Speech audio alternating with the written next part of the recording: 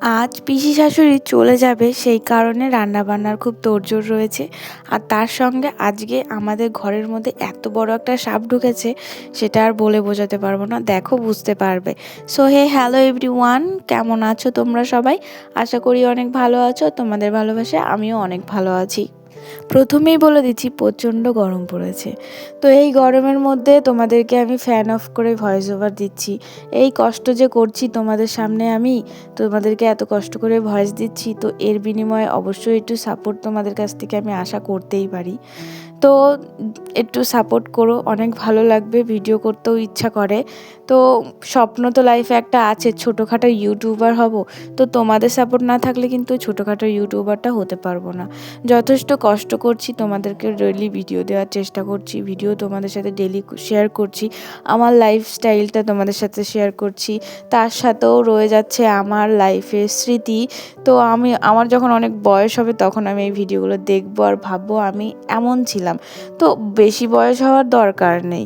আমি ভিডিওটার লাইনে এসেছি প্রায় 1 বছর হয়ে গেল। তো আমি 1 বছর আগের কিংবা 6-7 মাস আগের ভিডিওগুলো দেখলেই আমি ভাবি যে আমি 6-7 মাস আগে কীরকম ছিলাম আর এখন কীরকম আছি। তো লাইফে কত চেঞ্জ হয়েছি, লাইফে কত কিছু চেঞ্জ করেছি, সব কিছুই এই ভিডিওর দ্বারাই থেকে যায়, সেটা একটা স্মৃতি হয়ে যায়। এই ধরো, যেমন আমি যে এত অনুষ্ঠান বাড়িতে যাই, যেই অনুষ্ঠানের নিমন্ত্রণ করে, যে সেখানে যে গিয়ে অ্যাটেন্ড করি, কিছু ভিডিও ক্লিপ নিই, কিছু কিছু অন্নপ্রাশনে গেছি, বিয়েতে গেছি, শ্রাদ্ধতে গেছি। তো ওদের যে ভিডিওগুলো হালকা হালকা ক্লিপ নিয়েছি, মানে আমি তো একদম ধরবাঁধা ক্লিপ নিইনি, জাস্ট গেছি, অ্যাটেন্ড করেছি, অনুষ্ঠানটা ওই দিনে হয়েছে, এরকম করে হয়েছে, তো অমুক করে হয়েছে, এগুলো নিয়ে যে আমি একটা ভিডিও করেছি, সেটা পোস্ট করেছি, সেটাও কিন্তু স্মৃতি হিসাবে থেকে যায়। আর আমাদের এদিকে যেহেতু গ্রাম এলাকা, তো সবার দ্বারাই তো ক্যামেরা করাটা মানে সম্ভব হয়ে দাঁড়ায় না। যেরকম আমি 2টো অনুষ্ঠান বাড়িতে গেছিলাম, তো ওইখানে গিয়েও আমি ভিডিও করেছি।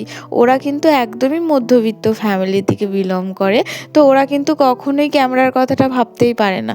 তো আমি যে একটু ভিডিওটা করেছি না, ওদেরও কিন্তু একটা স্মৃতি হয়ে গেল যে না, আমি ওদের ওই অন্নপ্রাশনে গেছি, ওদের বেবির এরকম ভিডিও করেছি, ওদের দিক থেকেও একটা স্মৃতি হয়ে গেল। তো এই যে একটা স্মৃতি আমি জমিয়ে জমিয়ে রাখছি না, এটাই আমার কাছে অনেক বড় মনে হয়। তারপরে তো ছোটোখাটো ইউটিউবার হওয়ার স্বপ্ন আছেই, সেটা তোমরাই সম্ভব করতে পারবা, তোমরা ছাড়া কেউ পারবেও না। আমাকে না গতকাল একটা ভিডিওতে, মানে গতকালের ভিডিওটাতে আমাকে একটা দাদাভাই আমাকে কমেন্ট করেছে। দাদাভাইটার নাম ছিল তোমার কি, বেশ পলাশ দাস এরকমই কিছু একটা ছিল। তো ওই দাদাভাই কমেন্ট করেছে যে তোমার চুলের মানে তেল দেওয়ার ম্যাসাজটা কিভাবে করো সেটা শেয়ার করতে। তো ওই দাদাভাইকে বলছি অবশ্যই তোমাদের সাথে শেয়ার করব, তেল দিই কীভাবে, আমি মানে কিভাবে ম্যাসাজ করি, অবশ্যই তোমাদের সাথে শেয়ার করব। তো তার আগে দেখো, তোমাদের সাথে কথা বলতে বলতে কিন্তু আমি অনেক কিছু করে ফেলেছি। ঘরটা গুছিয়ে ঝাড় দিয়ে স্নান করে একদম চলে এসেছি। আর এই যে এই রাজকন্যা আজকে চলে যাবে বাড়িতে, তো তার জন্য একটু খুব মন খারাপ করছে। তারপর তো একদম রেডি হয়ে আমি দোকানে চলে এসেছি, চা খেয়ে নিলাম। আর বুনু ওখানে বসে বসে আমার ওই পুতুলগুলো সব নামিয়ে দিয়েছি, তো ওগুলো নিয়ে খেলা করছিল। আর ওটা কিন্তু আমার ছোট্ট ননদিনী। তো আমার অনেকগুলো ননদ আছে, তার থেকে সব থেকে ছোট হচ্ছে এই ননদটা। এটা হচ্ছে আমার ছোটো পিসি শাশুড়ির মেয়ে। তো ওর সাথে আমি মানে বসে বসে অনেক আড্ডা মারি, অনেক মানে মজা করি। তো ওর সাথে বসে বসেই গল্প করছিলাম। আর এই যে এখানে আমি একটুখানি মধু মেশানো জল নিয়ে নিয়েছিলাম, সেটাই খাচ্ছিলাম। ও মাঝে মাঝে বলছিল যে আমিও খাবো। তো তোমরা না ওর মুখে একটু কথাটা শোনো, ওর ভালো লাগবে তোমাদের। আর ও এই মুহূর্তে কথা বলছেও না, ও খেলাতে ব্যস্ত ছিল। তো তোমরা শোনো, ভালো লাগবে। গরম জলই খাবে।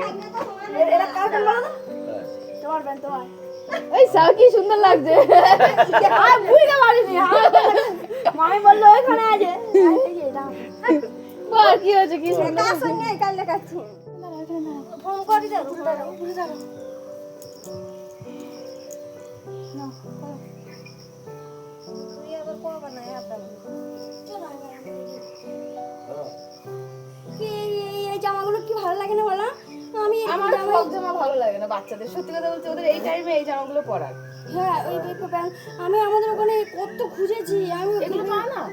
আর না না ওই জন্য তো এখানে জামা প্যান্ট, এখানে কি সুন্দর সুন্দর জামা দেবো। চল কই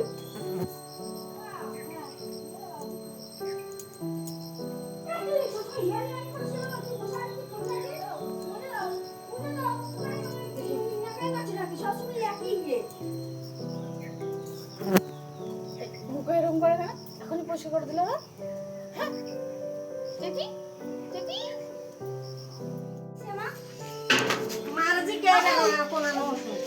দাদা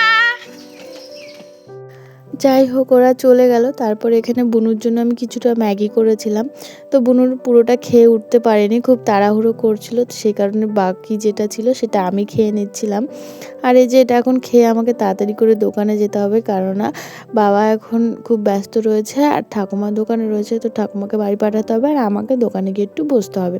তো সেই কারণে আমি ঝটপট করে খুব তাড়াহুড়োর মধ্যে এটা খেয়েছি। আর তোমরা দেখতেই পাবে আমি কতটা করে মুখে নিয়েছিলাম, নিয়ে তারপরে তাড়াতাড়ি করে খেয়েছি। বাবা তো এদিকে তাড়াহুড়ো দিচ্ছে, বলছে তাড়াতাড়ি করো, ঠাম্মাকে পাঠিয়ে দাও, ঠাম্মাকে ডেকে দাও। তো সেই হিসাবে আমিও খুব তাড়াহুড়ো করে খাচ্ছি। আর এইসব জিনিস না একটু ধীরে সুস্থে মজা করে খাওয়াটা আমার কাছে বেটার লাগে। তো এই যে আমি এখানে এক গাদা ঢুকিয়েছিলাম ঠিকই, কিন্তু তাড়াতাড়ি করে বের করে দিয়েছি। আর এই যে এখানে আমি তাড়াতাড়ি করে রান্নাও বসিয়ে দিয়েছি। এখানে মশলাটা আগে মাখিয়ে নিই, ম্যারিনেট করে নিই মাংসটা। তো চলো এটা ম্যারিনেট করার জন্য আমি তো মশলা বুঝি না, সেই কারণে ঠাকুমাকে বলেছি, ঠাকুমা এখানে সব মশলাগুলো দিয়ে দিচ্ছিল। আর এই যে সর্ষের তেল দিয়ে একবারে ভালো করে ম্যারিনেট করে নেব। আর মাংস ম্যারিনেট করতে না আমার বেশ ভালো লাগে। তো সেই কারণে এই যে ভালো করে আমি মাখিয়ে রেখে দেবো এটা কিছুক্ষণের জন্য, তাহলে মশলাগুলো ভালোভাবে একটু মেখে যাবে, মাংসর মধ্যেও টেনে নেবে অনেকটা। তো চলো মাখানো হয়ে গেছে, এটা এক সাইড করে এই যে ঘরে চলে আসলাম আমি। আর এখানে তাড়াহুড়োর মধ্যে রান্নাটা বসাবো, কারণ পিসিরা তো গেছে পোড়ামাতলা, নবদ্বীপ পোড়ামাতলাতে গেছে। যখন বাই করলো আমাকে, তো তখন ওরা পোড়ামাতলাতেই গেছে। আর ওদেরকে ফোন করেছি, ওরা বললো, মা বললো যে পিসি বাড়ি গিয়েই বাড়ি চলে যাবে, মানে বাড়িতে আমাদের বাড়িতে এসেই আবার তাড়াতাড়ি করে খাওয়া দাওয়া করেই বাড়ি পৌঁছে যাবে। সেই কারণে তাড়াতাড়ি করে রান্না বসিয়ে দিয়েছি। নিচে তো ঠাকুমা করছে, আর এই যে ওপরে এখানে আমি বসিয়ে দিয়েছি। এখানে ভাত বসিয়ে দিয়েছি, ঠাকুমাও আমাদের জন্য সকালের মতন ভাত বসিয়ে দিয়েছিল, সেই কারণে আমি এখানে তাড়াতাড়ি করে ডাল সিদ্ধ আর ভাতটা বসিয়ে দিয়েছি। আর দেখো কথা বলতে বলতে কিন্তু ডালটা সেদ্ধ হয়ে গেছে। সেই কারণে গ্যাসের ফ্লেমটা আমি একদম লো করে দিয়ে ঘরটা ভালো করে ঝাড় দিয়ে নিচ্ছি। আর আমি কাজ করতে করতে গ্যাসে অন্তত রান্না করতে করতে না চেষ্টা করি আর অন্য কাজ করে ফেলার। আমি ওই একটা কাজ নিয়ে বসে থাকি না। সেই কারণে পিসি আজকে আমাকে বলছে তোমার হাত না খুব পরিষ্কার। আমি বলছি কেন? বলছে তুমি একটা কাজ করার সঙ্গে সঙ্গে খুব তাড়াতাড়ি হয়ে যায়। তো শুনে খুব ভালো লাগলো। যাই হোক, নিজের প্রশংসা শুনতে সবসময় ভালো লাগে। তারপর এইদিকে দেখো ডালটা নামিয়ে দিয়ে এসেছি ঠাকুমাকে, নিচে করবে ডালটা। আর এই যে এখানে আমি আলু ভাজা বসিয়ে দিয়েছি, মানে ওরা এসে যেন কোনো রকম অল্প কিছু দিয়ে হলেও খেয়ে যেতে পারে, নাহলে ঘরে তো এই মুহূর্তে কোনো তরকারি হয়নি। সেই কারণে খুব তাড়াহুড়োর মধ্যে দু জায়গায় রান্না বসিয়ে দিয়েছি। আর এই যে দেখো আলু ভাজাটা ভালো করে নাড়াচাড়া করে আমি ওইদিকে ঢেকে দিয়ে, ঠাম্মা বললো একটা পেঁয়াজ কেটে দিতে, তো সেটাই কেটে দিচ্ছিলাম। ওই যে দেখতেই পাচ্ছ নিচে ঠাকুমা রান্না করছে। তো দুজনাই দুদিকে লেগে গেছি আজকে রান্না করতে, কারণ পিসি আসলে তাড়াতাড়ি করে খাওয়া দাওয়া করে বেরিয়ে যাবে। আর যেহেতু ছোট্ট বুনু রয়েছে, মানে পিসির মেয়ে রয়েছে, তাকে খাওয়াতেও টাইম লেগে যাবে, ওখানেই অর্ধেক সময় বেরিয়ে যাবে। সেই কারণে আরও চেষ্টা করছি খুব তাড়াতাড়ি করার। এখানে ঠাকুমাকে পেঁয়াজটা কেটে আমি এখনই দিয়ে দেবো। পেঁয়াজটা কাটা হয়ে গেছে, দিয়েও দিয়েছি। আর এই যে একে একে এটাও করছি, এইদিকেও করছি। তারপর এদিকে আবার এদিকে আলুগুলো নেড়ে দিতে এসেছি। ভাতে জল কম ছিল, সেই কারণে আর একটু জল দিয়ে ভাতটা নাড়াচাড়া করে নিলাম। আর ভাতে জল দিতে গিয়ে দেখি কি গ্যাসের মধ্যে জল পড়ে গেছে। আর তারপরে আবার গ্যাসটা মুছে নিলাম। তো এই রান্না করতে করতে যে আমি আজকে কতবার গ্যাস মুছেছি সেটা আমি জানি। আর এটা আজকের ব্যাপার না, গ্যাসে রান্না করলে যখনই করি তখনই এরকমই হয়। আর এদিকে ঠাকুমা মাংসটা কষিয়ে ফেলেছিল, আমাকে বলছিল নে খেয়ে দেখ নুন হয়েছে নাকি। তারপর ঠাকুমাকে বললাম তুমি আমাকে আরও এক পিস দাও, কারণ আমি ঝোলে মাংস খাবো না, আমি কষাতেই খাবো। আর আমি ঝোলের মাংস পছন্দ করি না, সেই কারণে কষা মাংসটা খেতে বেশি পছন্দ করি। তারপর এই যে গরম গরম কষা মাংস নিয়ে নিয়েছি ঠিকই, কিন্তু গরমের জন্য খেতে পারছিলাম না। অনেকক্ষণ ওয়েট করার পর এই যে একটু একটু করে খাচ্ছি। হঠাৎ খেতে খেতে মনে পড়লো যে আমি তো ওইদিকে আলুটা বসিয়ে দিয়েছিলাম, সেই কারণে তাড়াতাড়ি করে আবার এখানে এসে আলুটা নেড়ে দেবো আর কি। আর যেহেতু ননস্টিকের কড়াইয়ে বসেছি, খুব পাতলা এই কড়াইগুলো, খুব তাড়াতাড়ি পুড়ে যায়, তাই আর কি ভাবলাম যে থাক এখানে বসে বসে খেয়ে নিই, হালকা হালকা করে নেড়ে দিতে পারবো। তো এই যে এখানে ভাতটাও নেড়ে দিলাম। এখানে ভাতে আরও জল লেগেছিলো, তারপর আরও জল দিয়ে, আর এই যে দেখো ভাত হয়ে গেছে, খাওয়াও কমপ্লিট হয়ে গেছে। এরপর ফ্যানটা ঝরিয়ে নিচ্ছি। আর এই যে ফ্যানটা এখন আমি ঝরিয়ে নেবো। আর ওটা নিয়ে এসেছি নিচ থেকে, তার জন্য এটা দিয়ে ফ্যান ঝরাতে খুব সুবিধা হয়। আর এই যে ফ্যান ঝরিয়ে দিয়ে আবার চলে এসেছি আলু ভাজাগুলো নাড়তে। এই আলু ভাজাগুলো যদি আমি ওই কড়াইয়ে বসাতাম না, কখন হয়ে যেত। এটাতেই হচ্ছে না, আর কাঁচা কাঁচা ভাবটা যেন রয়েই যায় এই ননস্টিকের কড়াইয়ে রান্না করলে। আর যতই হোক, আমরা যেই কড়াইগুলোতে রান্না করি ওই কড়াইয়ের আলাদাই স্বাদ, আলাদাই মজা। এইসব বিদেশি জিনিসগুলোকে কি আর কোনো স্বাদ আছে? এগুলো তো দুদিনকার জিনিস। যাই হোক, তাও তো মাটির হাঁড়ি কড়াইগুলো তো এখন চল নেই, ওগুলো তো চলেই গেছে। তারপরেও যে কড়াইগুলো আছে ওইগুলোর মধ্যেও যথেষ্ট স্বাদ লাগে। তারপর এদিকে আমি একে একে সব গুছিয়ে নিচ্ছি। আর এই যে ভাতটা এখন নামিয়ে নেব, মানে যেটা ফ্যান ঝরাতে দিয়েছিলাম সেটা এখন আমি উঠিয়ে নিলাম। তো ওখানে একে একে সব রান্না হচ্ছে আর এখানে রেখে রেখে দিয়ে যাচ্ছি। তোমরা দেখতেই পাচ্ছ 4 পাত অলরেডি রাখা হয়ে গেছে। এখানে আলু ভাজা, ডাল আর 2 ধরনের ভাত রয়েছে। তো সকালে ভাত রান্না করেছিলাম যেটা আমাদের ঘরের সরু চাল, সেটা রয়েছে। আর মানে শুধু সরু চালটা রয়েছে আর কি। তো 2 ধরনের ভাতই এখানে রয়েছে। আর আমি এইদিকে একে একে গুছিয়ে পরিষ্কার করে রেখে দিচ্ছি। তো এই জায়গাটা না আমি খেয়াল করিনি যে আমার ক্যামেরাটা অন রয়েছে। যাই হোক, অনটা ছিল বলে তোমাদেরকে শেয়ার করতে পারলাম, আমি জানি না যে অন ছিল। তারপরে যে দেখো মাংসটাও হয়ে গেছে, মাংসটা নামিয়ে এনে রেখে দিলাম, ঢাকা দিয়ে দিলাম, নাহলে কিছু একটা পড়বে।